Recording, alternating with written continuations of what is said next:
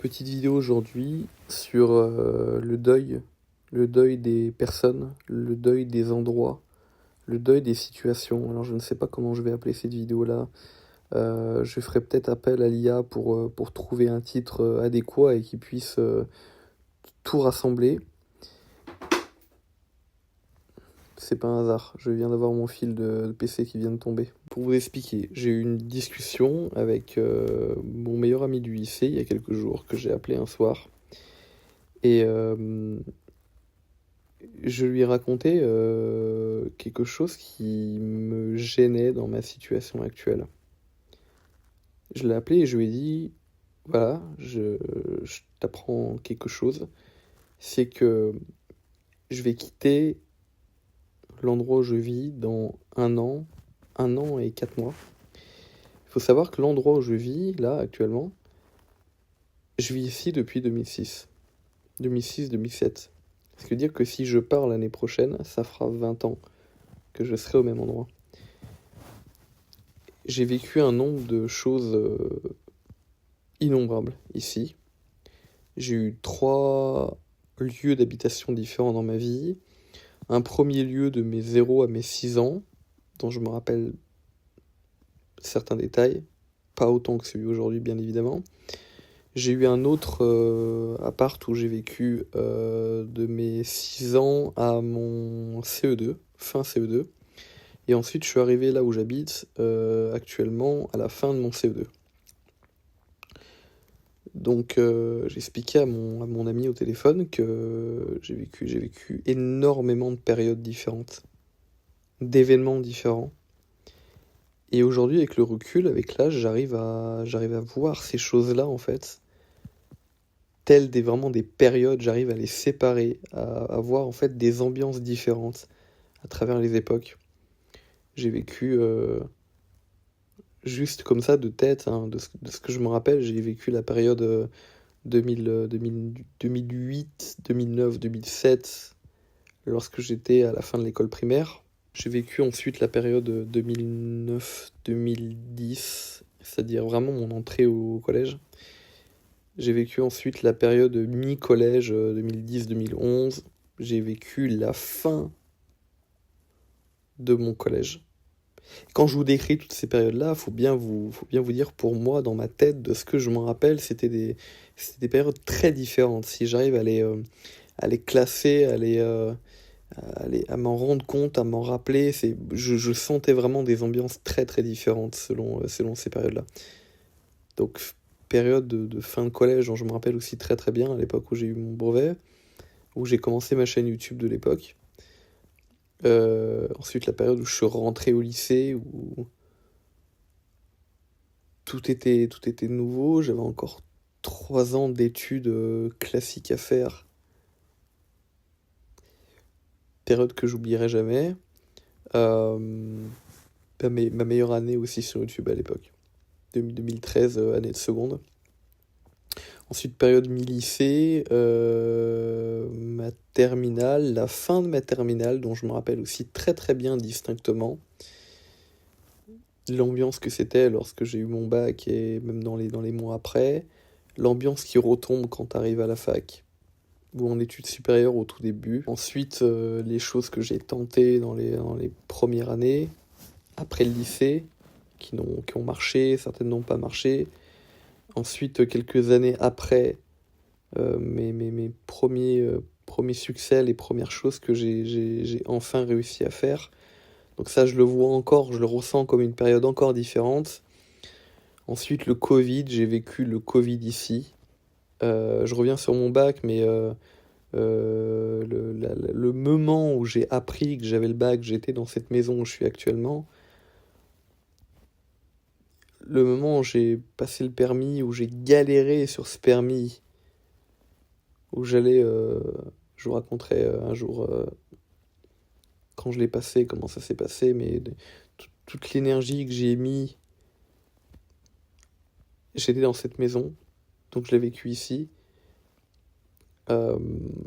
Et ensuite, voilà, les succès que j'ai eu après, le Covid, je l'ai vécu aussi ici. Le moment où ça commençait à aller mieux, je l'ai vécu aussi ici après le Covid. Et mes retours dans un autre environnement professionnel, dans un autre projet, bah, je l'ai vécu aussi ici. Voilà, jusqu'à encore récemment. Et donc, j'expliquais à cet ami-là que il y a encore 1 ou 2 ans, pour une raison qui m'échappe, je n'aurais pas pu partir d'ici. Je sais pas comment vous l'expliquer, mais ça m'aurait fait beaucoup trop mal. Et je lui ai dit, je sais pas comment te l'expliquer, je sais pas pourquoi ça arrive, mais depuis quelques mois, depuis environ 6 mois, je me sens prêt à partir. Je me sens prêt à tourner la page. Et ça va vous sembler anodin, mais je pense que quand tu as vécu autant de choses, 20 ans, surtout quand tu traverses la fin de l'enfance, l'adolescence, les années après l'adolescence, il se passe beaucoup de choses très très différentes. Et je pense que c'est pour ça que ça m'a marqué et que j'avais autant de mal à partir d'ici. Et je lui ai dit que depuis environ 6 mois, j'étais enfin prêt et qu'il y avait un truc qui s'était passé, un genre de déclic dans ma tête qui faisait que bah, j'étais enfin prêt, pour une raison que j'ignore. Tout à l'heure, j'étais à nouveau en train d'y penser et j'avais une dernière réflexion.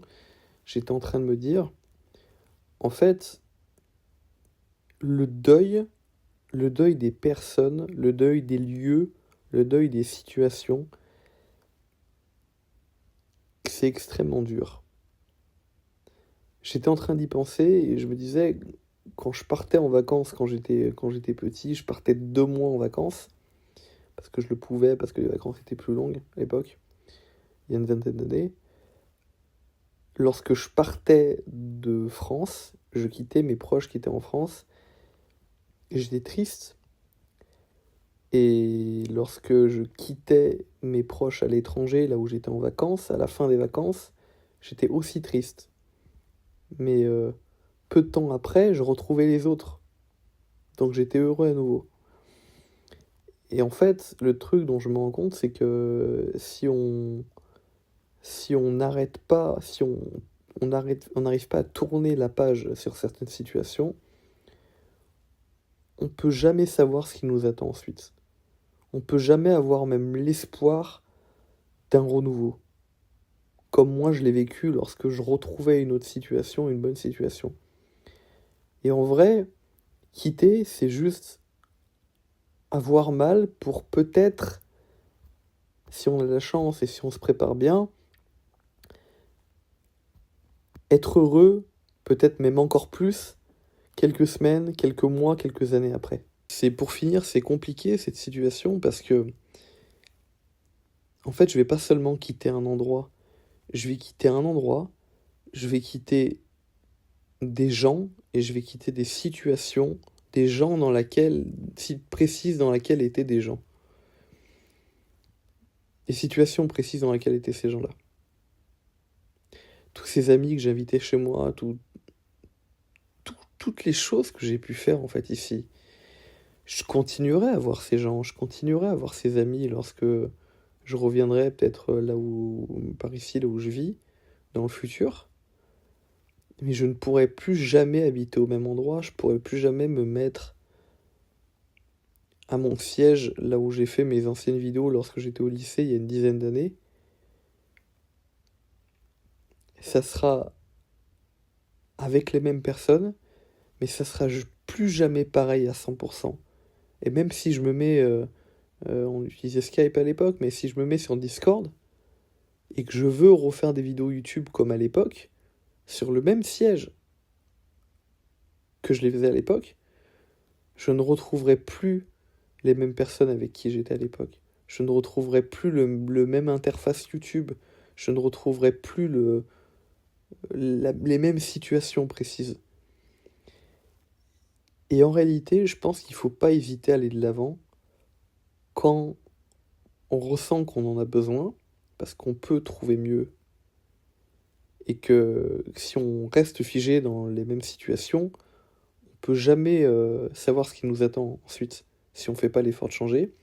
Ça, c'est la première chose. Et la deuxième chose, c'est que en réalité, les situations sont tellement irreproductibles d'année en année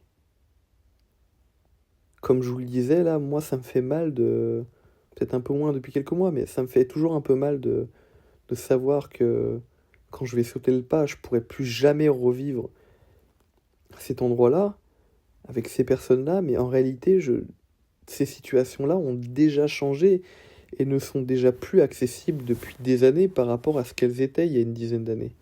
Parce que si on veut revivre la même chose, il faut réunir un nombre de paramètres. Et ce qui fait aussi, et je pense que c'est la richesse de chaque situation, ce qui fait qu'en fait chaque situation est hyper unique et tellement irreproductible, même un an plus tard. Et je pense que c'est pour ça qu'il faut à la fois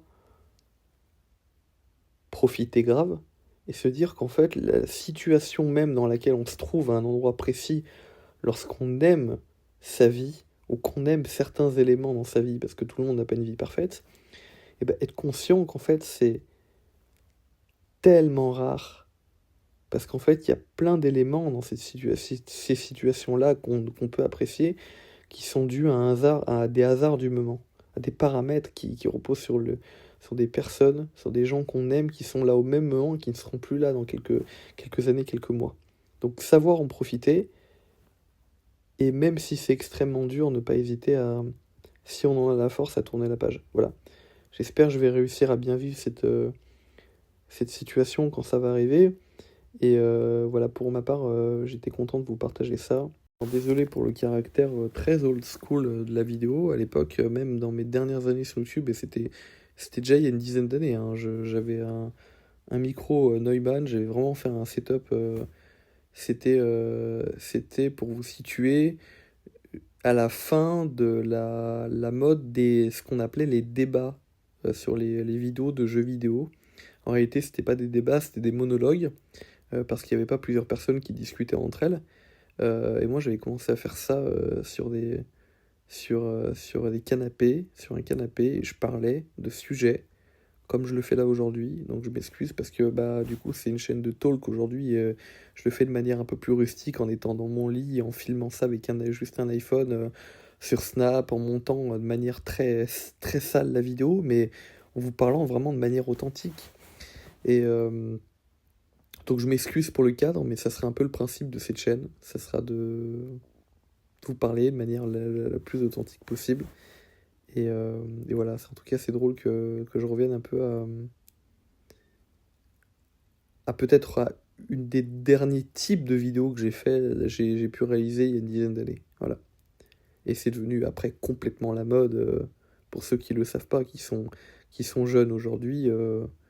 Aujourd'hui, c'est ce qu'ensuite ils ont appelé Storytime, les youtubeurs, ce qu'ensuite ils ont appelé, euh, je ne sais pas, c'est des vidéos très répandues aujourd'hui, mais à l'époque, c'était il y a une dizaine d'années, c'était juste parler devant son écran d'histoire, d'expérience, c'était pas courant. Voilà.